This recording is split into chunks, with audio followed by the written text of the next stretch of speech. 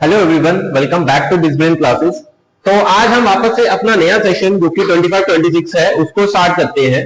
और सबसे पहले अकाउंट्स की डेफिनेशन और उसकी बेसिक कुछ टर्म्स है जो उसको समझते हैं। ठीक है, तो आइए देखते हैं।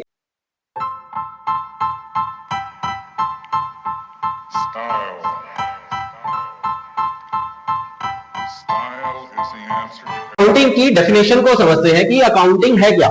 देखो, accounting is a systematic process. Systematic process मतलब, अब प्रोसेस क्या होता है? प्रोसेस होता है एक सीरीज ऑफ स्टेप जिसको आपको सेम वे में फॉलो करना होता है।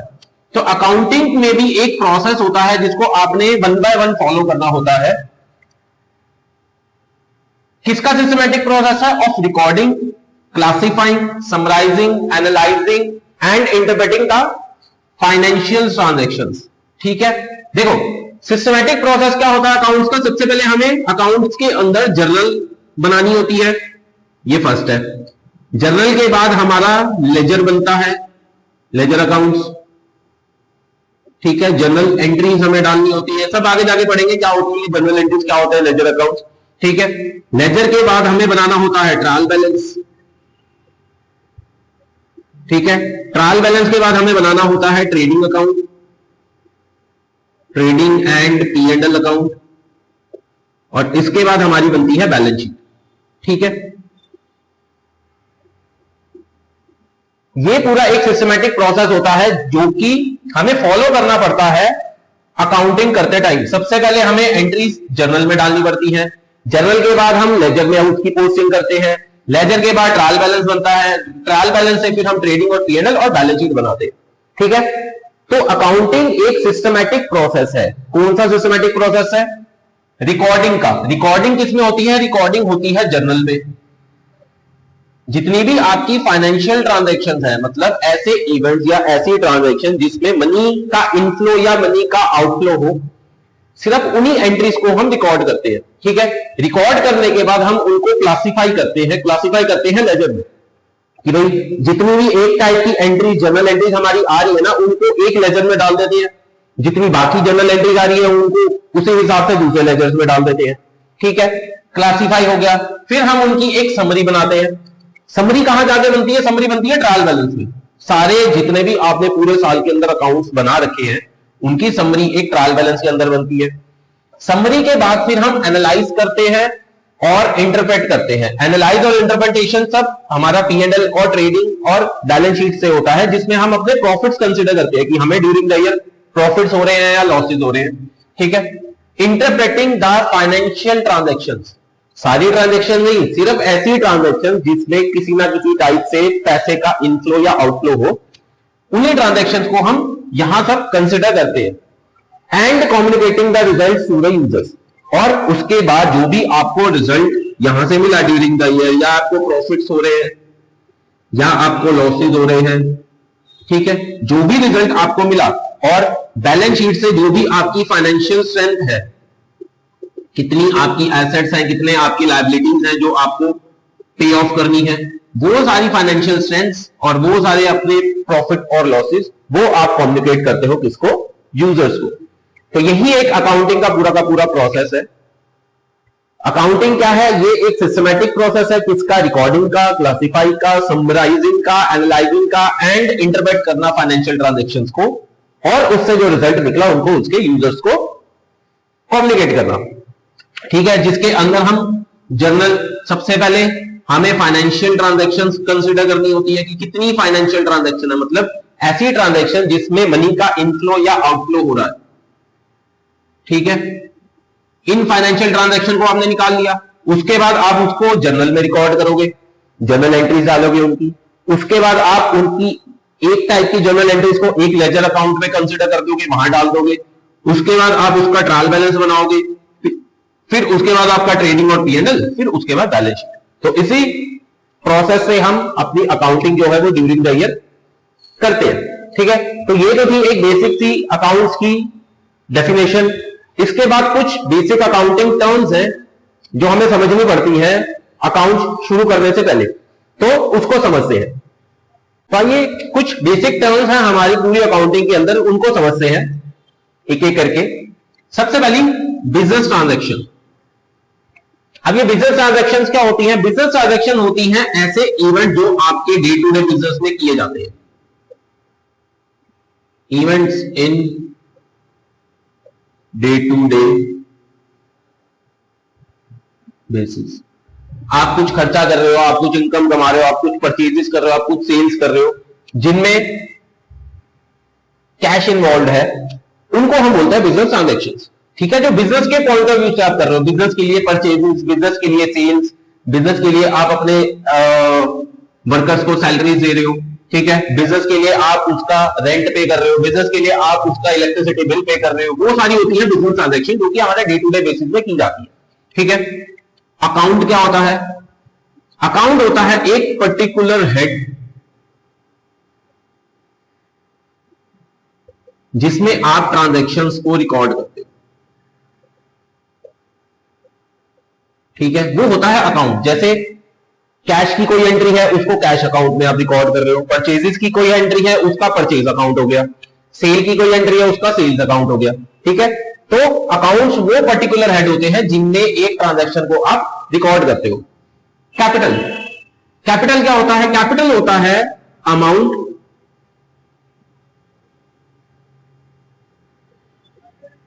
Introduced by owner to start business. ठीक है, जब भी कोई ओनर अपना बिजनेस स्टार्ट करता है तो स्टार्ट करने के लिए उसने जो भी पैसा इंट्रोड्यूस किया है बिजनेस के अंदर, वो होती है उसकी कैपिटल। अब ये कैपिटल आपकी कैश में भी हो सकती है और इन काइंड भी हो सकती है। इन काइंड मतलब कि ओनर अपने साथ बिजनेस को स्टार्ट करने के लिए पैसा तो लाया ही लाया, कुछ गुड्स ले आया या कोई कार ले आया अपने साथ जो उसने बिजनेस को दी, या कोई बिल्डिंग उसने बिजनेस के नाम कर दी, तो वो टोटल मिला के कैश और प्लस वो गुड की वैल्यू टोटल मिला के उसकी कैपिटल में आ जाता है। ठीक है, ड्राइंग्स क्या होती हैं? ड्राइंग्स होती हैं अमाउंट विथड्रॉन बाय ओनर। मतलब ड्यूरिंग द ईयर अगर ओनर अपने कैपिटल के बैलेंस में से कुछ पैसा निकाल के ले गया अपने पर्सनल यूज के लिए, फॉर पर्सनल यूज मतलब घर के खर्चे के लिए वो बिजनेस में से कोई पैसा निकाल के ले गया, तो वो होती है उसकी ड्राइंग्स। अब लायबिलिटी क्या होती है? लायबिलिटी होती है ऐसी देनदारियां जो कि बिजनेस में पे करनी है बाहर वालों को। ठीक है, जैसे बिजनेस ने बैंक से लोन ले रखा है तो वो लोन की पेमेंट करनी है, बिजनेस ने किसी से उधार ले रखा है तो उस उधार की पेमेंट करनी है, वो सारी होती हैं लायबिलिटीज। ठीक है, लायबिलिटी मतलब ऐसा पैसा जो कि बिजनेस ने किसी से उधार ले रखा है और उसने उसको वापस करना है, वो हो गई लायबिलिटीज। अब लायबिलिटीज होती हैं हमारी दो टाइप की, एक करंट, एक नॉन करंट। ठीक है, अब करंट लायबिलिटी कौन सी हुई? करंट लायबिलिटी हुई जो कि आपने विद इन 1 ईयर पे ऑफ करनी है, वो हो गई आपकी करंट लायबिलिटी। और ऐसी लायबिलिटी जिसको देने के लिए अभी आपके पास 1 साल से ज्यादा का टाइम है, मोर देन 1 ईयर है,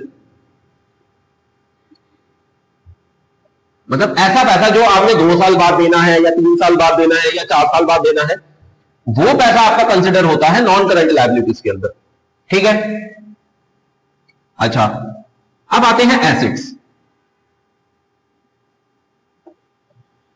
एसेट मैं यहां बता देता हूं। अब एसेट्स क्या होते हैं? एसेट का मतलब है ऐसी चीजें जिनसे आप इनकमिंग फ्यूचर्स कुछ ना कुछ बेनिफिट्स ले सकते हो। जैसे ऑफिस की कोई बिल्डिंग है, ठीक है, बिल्डिंग से उसको बेनिफिट मिलेगा क्योंकि वो आने वाले टाइम में उसमें बिजनेस करेगी तो उसको बेनिफिट मिलेगा, वो उसका एसेट है। कैश बिजनेस के लिए एसेट होता है, क्यों? क्योंकि कैश से आप कुछ भी चीजें खरीद सकते हो, बेनिफिट मिल रहा है। कोई कार से आप बेनिफिट लेते हो, ठीक है, कोई फर्नीचर, कोई बिल्डिंग, कोई मशीनरी, जिनसे भी आपको आने वाले टाइम में कुछ ना कुछ बेनिफिट्स मिलते हैं, वो होते हैं आपके एसेट्स। ठीक है, अब एसेट्स भी इसी हिसाब से 2 टाइप के होते हैं, एक करंट एसेट एक नॉन करंट एसेट। अब करंट एसेट कौन सा होता है? करंट एसेट ऐसे एसेट होते हैं जो कि विद इन 1 ईयर खत्म हो जाए। जैसे मान लो कैश, कैश आपका करंट एसेट है। क्यों? क्योंकि कैश चेंज होता रहता है टाइम टू टाइम। कोई आपने एफडी करवा रखी है बैंक के अंदर 6 मंथ्स की, कि आपके पास कुछ पैसा एक्सेस पड़ा हुआ था 4 लाख 5 लाख, उसकी आपने बैंक के अंदर एफडी करवा दी। अब ये एफडी भी आपका एसेट है।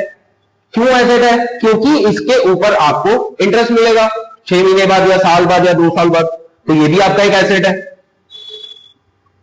और कोई एसेट आपने 6 मंथ के लिए, कोई एफडी आपने 6 मंथ के लिए बैंक के अंदर करवा रखी है, तो वो आपका करंट एसेट बन जाता है। क्यों? क्योंकि ये विद इन 1 ईयर ही खत्म हो रहा है। ठीक है। इसके अलावा आपका बैंक बैलेंस, वो आपका करंट एसेट है। ठीक है। मतलब ऐसे करंट एसेट जो कि विद इन 1 ईयर चेंज हो जाते हैं या खत्म हो जाते हैं। अच्छा, अब नॉन करंट एसेट्स कौन से होते हैं? नॉन करंट एसेट होते हैं जो कि मोर देन 1 ईयर के लिए आपके पास होते हैं। जैसे बिल्डिंग, अब बिल्डिंग तो सालों साल नहीं खत्म होती, तो वो आपका नॉन करंट एसेट है। फर्नीचर, फर्नीचर भी आपका मोर देन 1 ईयर चलता है, तो फर्नीचर भी आपका करंट एसेट है। मशीनरी आपकी 10 साल 15 साल आराम से काट जाती है, मशीनरी आपका एसेट है, फिक्स एसेट है, जिसको हम फिक्स एसेट भी बोलते हैं। कोई कंप्यूटर आपने ले रखा है बिजनेस के लिए, वो आपका नॉन करंट एसेट है, क्योंकि वो भी मोर देन 1 ईयर चलता है। ठीक है। तो एसेट्स वैसे तो हम कंसिडर करते हैं 2 पार्ट्स में, एक करंट एसेट, एक नॉन करंट एसेट। इसके अलावा हमारे एसेट्स होते कितने टाइप के हैं? एसेट्स होते हैं एक तो टेंजिबल, एक नॉन टेंजिबल। टेंजिबल एसेट मतलब ऐसे एसेट जिसको हम देख छू सकते हैं, जैसे cash, furniture, car, building, machinery, computer, ये सब आपके टेंजिबल एसेट है जो आपको दिखाई देते हैं, जिसको आप छू सकते हो। एक होते हैं नॉन टेंजिबल एसेट। अब नॉन टेंजिबल एसेट कौन से होते हैं? ऐसे एसेट जिनका बेनिफिट तो आपको मिलता है बट ये फिजिकली प्रेजेंट नहीं होते, वो नॉन टेंजिबल एसेट होते हैं। जैसे आपका पेटेंट, आपका ट्रेडमार्क, आपका कंपनी का ब्रांड नेम। ठीक है। आपकी कंपनी ने कोई सॉफ्टवेयर बना रखा है, वो सॉफ्टवेयर, ये सब चीजें आपकी नॉन टेंजिबल होती है। क्यों? क्योंकि ये दिखाई नहीं देती बट फिर भी आपकी कंपनी उनसे बेनिफिट लेती रहती है साल, ईयर टू ईयर। ठीक है। अच्छा, अब आती है रिसिप्ट। रिसिप्ट मतलब किसी भी टाइप से कैश का आना, वो रिसिप्ट है। आपको कैश मिल रहा है, रिसिप्ट है, पैसा मिल रहा है। अच्छा, अब रिसिप्ट भी हमारी 2 टाइप की होती है, एक कैपिटल रिसिप्ट, एक रिवेन्यू रिसिप्ट। ठीक है। कैपिटल रिसिप्ट और रिवेन्यू रिसिप्ट। कैपिटल रिसिप्ट मतलब ऐसी रिसिप्ट जिससे आपके या तो एसेट्स डिक्रीज हो या लायबिलिटी इंक्रीज हो, वो होती है आपकी कैपिटल रिसिप्ट। ठीक है। जैसे मान लो कोई आपने फर्नीचर बेच दिया, अब फर्नीचर बेचा, कैश तो आपको फिर भी मिला, बट ये आपकी कैपिटल रिसिप्ट में कंसिडर होगा। क्यों? क्योंकि आपने एसेट बेच दिया। ठीक है। दूसरा, अगर आपने बैंक से लोन लिया, अब लोन लेने से आपके पास पैसा तो आया ही आया, बट आपकी लायबिलिटी भी तो इंक्रीज होगी, क्योंकि कल को वो लोन वापसी भी करना पड़ेगा आपको। तो ऐसे पैसे का आना जिससे या तो आपकी लायबिलिटी इंक्रीज हो या एसेट डिक्रीज हो, वो होती है आपकी कैपिटल रिसिप्ट। और रिवेन्यू रिसिप्ट मतलब जैसे आप सेल कर रहे हो, सेल ऑफ गुड्स। ठीक है। मतलब आपने ड्यूरिंग द ईयर जो आप बिजनेस ट्रांजेक्शन कर रहे हो, मतलब जो उनसे गुड्स आप बना के बेच रहे हो, अब उसको बेच के जो पैसा आता है उससे आपकी कोई लायबिलिटी नहीं इंक्रीज हो रही, कोई एसेट नहीं डिक्रीज हो रहा, तो ऐसे रिसिप्ट को हम बोलते हैं रिवेन्यू रिसिप्ट। ठीक है। ऐसा ही एक्सपेंडिचर भी होता है। एक्सपेंडिचर मतलब कैश का जाना, वो आपका एक्सपेंडिचर है। अब सेम ये भी 2 टाइप का होता है, एक कैपिटल एक्सपेंडिचर, एक रिवेन्यू एक्सपेंडिचर। ठीक है। कैपिटल एक्सपेंडिचर मतलब जिससे आपका ना तो एसेट इंक्रीज हो, इसके उल्टा, ना ही लायबिलिटी डिक्रीज हो, वो होते हैं कैपिटल एक्सपेंडिचर। जैसे मान लो आपने ड्यूरिंग द ईयर एक नई कार खरीद ली बिजनेस के नाम पे, तो पैसा तो गया आपका, खर्चा तो हुआ ही, बट वो खर्चा आपका कैपिटल एक्सपेंडिचर में आता है, रिवेन्यू में नहीं आता। ठीक है। या आपने ड्यूरिंग द ईयर कोई मशीनरी खरीदी, कोई कंप्यूटर खरीदा, कोई फिक्स एसेट आप खरीद रहे हो, तो उससे आपके एसेट्स तो इंक्रीज हो रहे हैं, बट वो जो खर्चा है आपका, वो आपका कैपिटल एक्सपेंडिचर है, वो रिवेन्यू एक्सपेंडिचर नहीं है। या आपने कोई 2 साल पहले बैंक लोन ले रखा था, अब उस बैंक लोन को आप पे ऑफ कर रहे हो, लायबिलिटी कम हो रही है, बट लोन पे कर रहे हो आप, इसलिए ये कैपिटल एक्सपेंडिचर हो जाएगा। ठीक है। अच्छा, अब दूसरा आता है रिवेन्यू एक्सपेंडिचर। अब रिवेन्यू एक्सपेंडिचर क्या होता है? जैसे आपने सैलरी पे करी, रेंट पे करा, मतलब ऐसे खर्चे जिससे आपके ना तो एसेट ना लायबिलिटी पे फर्क पड़े, वो आते होते हैं आपके रिवेन्यू एक्सपेंडिचर। ठीक है। अब एक्सपेंसेस, एक्सपेंसेस भी ऑलमोस्ट रिवेन्यू एक्सपेंडिचर की तरह ही होती है। एक्सपेंसेस होते हैं ऐसे खर्चे जो आप रिवेन्यू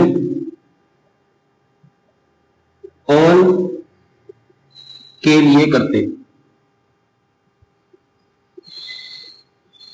ठीक है। मतलब ऐसे खर्चे जो कि आप कोई रिवेन्यू अर्न करने के लिए कर रहे हो, मतलब गुड्स की सेल करने के लिए आपने एडवर्टाइजमेंट करवाई, आपका खर्चा। ठीक है। इनकम मतलब जो भी आप सेल से अमाउंट कमाते हो, वो भी आपकी इनकम। ठीक है। अच्छा, अब प्रॉफिट क्या होता है? इनकम तो होगी, चलो आप सेल्स करके पैसा कमा रहे हो गुड्स बेच के। अब प्रॉफिट क्या होता है? प्रॉफिट होता है एक्सेस ऑफ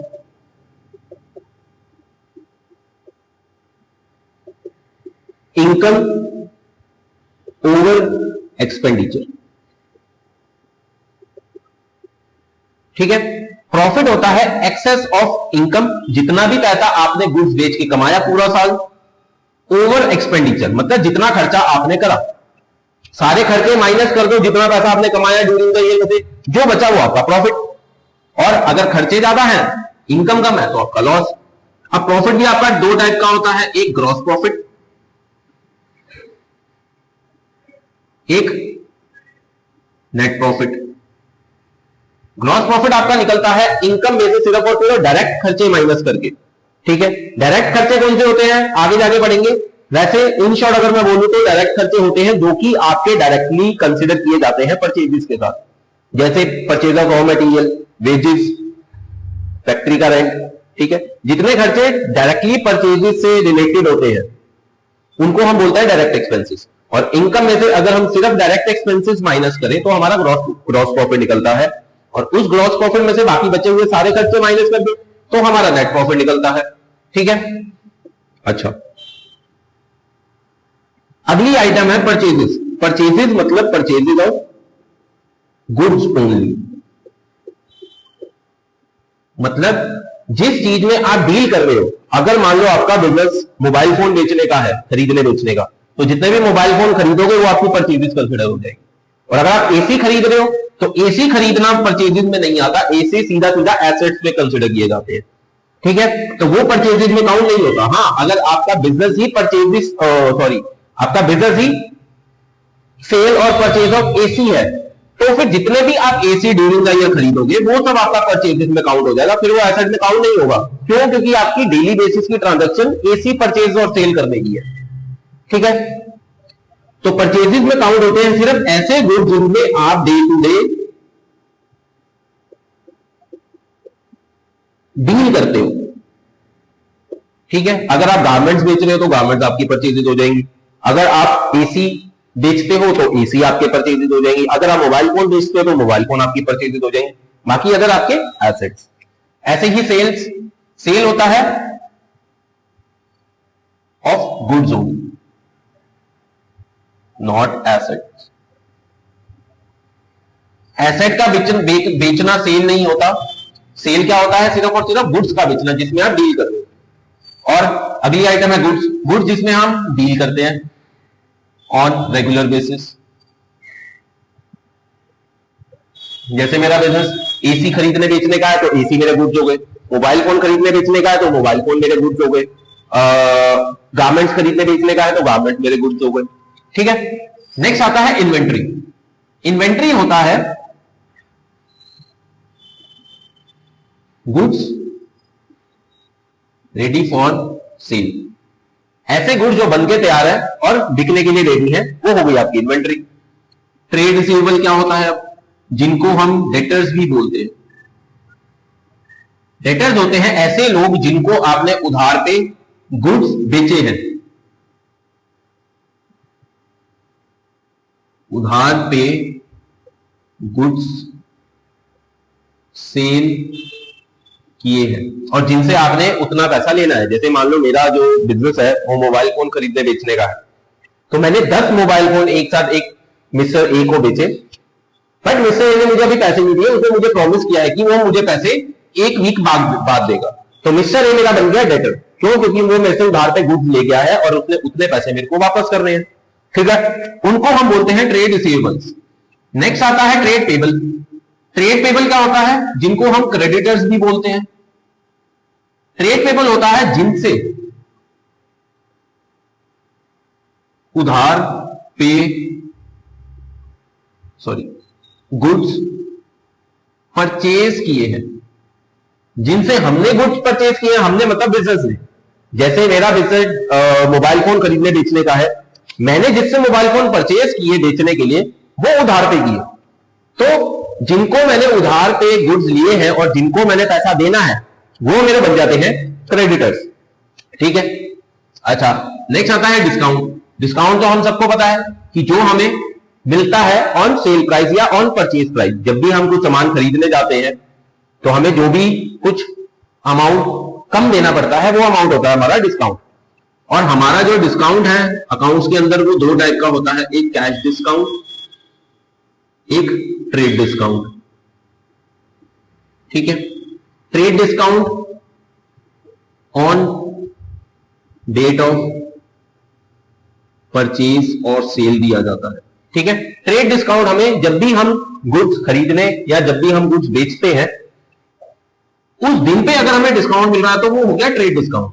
और कैश डिस्काउंट क्या होता है, ऑन डेट ऑफ पेमेंट। जब भी हम उन गुड्स की पेमेंट करने जाते हैं और तब हमें कोई डिस्काउंट मिलता है उसको हम बोलते हैं कैश डिस्काउंट। सब आगे जाके डिटेल्स में समझेंगे। अच्छा, अब बैड डेट क्या होता है? बैड डेट होता है ऐसे डेटर्स जो अब पैसा नहीं देंगे। ऐसे डेटर्स जिनको हमने उधार पे सामान बेचा था और उन्होंने प्रॉमिस किया था कि हम वो हमें एक महीने बाद या एक हफ्ते बाद अमाउंट वापस कर देंगे, उन्होंने अमाउंट वापस नहीं दिया, उन्होंने हमें मना कर दिया कि हम आपको पैसा नहीं दे सकते, हमारे पास पैसा नहीं है। तो जितना भी पैसा हमने उनसे लेना था सब हमारा बैड डेट कंसिडर किया जाता है। ठीक है, वो हमारा नुकसान हो गया। अब आता है डेप्रिसिएशन। डेप्रिसिएशन क्या है? डेप्रिसिएशन है वैल्यू में गिरावट। मतलब कि मान लो मैंने आज बिजनेस के लिए एक मशीनरी परचेज करी। ठीक है, मशीनरी थी आज 10 लाख की। ठीक है, मैंने मशीनरी परचेज करी, मैंने मशीनरी फिर सीधा आज ही के दिन यूज पे भी लगा दी। ठीक है, मैंने यूज करा उसको 1 साल। अब मेरे को वो मशीन पसंद नहीं आ रही, मैंने उसको आफ्टर 1 ईयर बेच दिया, सेल कर दिया। मान लो मेरे को वो मशीन पसंद नहीं आई, मैंने उसको 1 साल यूज किया और 1 साल के बाद उसको बेच दिया। अच्छा, अब हमें पता है कि कोई भी हम एसेट या कोई भी हम गुड्स खरीदते हैं और उसको यूज करने के बाद जब भी हम बेचते हैं तो उसकी वैल्यू वो नहीं रहती जिसपे हमने उसको परचेज किया था। कम पे ही बिकेगी। मान लो ये बिकी 9 लाख की। ठीक है, 9 लाख की बिकी। अब इसमें वैल्यू कितनी कम हो गई हमारी? इसमें वैल्यू 1 साल यूज करने से 1 लाख की वैल्यू कम हो गई। ठीक है, ये जो 1 लाख है ना, ये हमारा डेप्रिसिएशन होता है।